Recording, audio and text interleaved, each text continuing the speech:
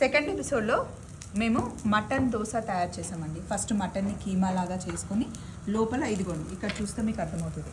దోశ ఉప్మా పెట్టాము, తర్వాత కీమా పెట్టి ఉల్లిపాయలు వేసి కొత్తిమీర వేసి మటన్ దోశ తయారు చేసాం అనమాట. క్రిస్పీగా ఇలా మంచిగా రెడ్గా కాల్చుకుంటే సూపర్గా ఉంటుంది. మినీ మటన్ దోశ మా సెకండ్ రెసిపీ. దీంతో పాటు మళ్ళీ కాస్త కీమా కూడా పక్కన పెట్టాము. ఉల్లిపాయలు తీసుకెళ్ళిపోయావా?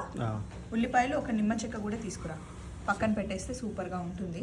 మామూలుగా బయట వెళ్ళి మనం తింటూ ఉంటాం కదా, ఆ బండి మీద దోశల కన్నా హ్యాపీగా ఇంట్లో మంచిగా తింటే బాగుంటుంది. మటన్ కూడా మనం కావాల్సినంత ఎక్కువ పెట్టుకోవచ్చు. సేమ్ స్టైల్లో చికెన్ కీమా దోశ కూడా బాగుంటుంది. ఎవరెవరికి ఇష్టం, ఎవరెవరికి కావాలి చెప్పండి. చూడ్డానికి ఎలా ఉంది?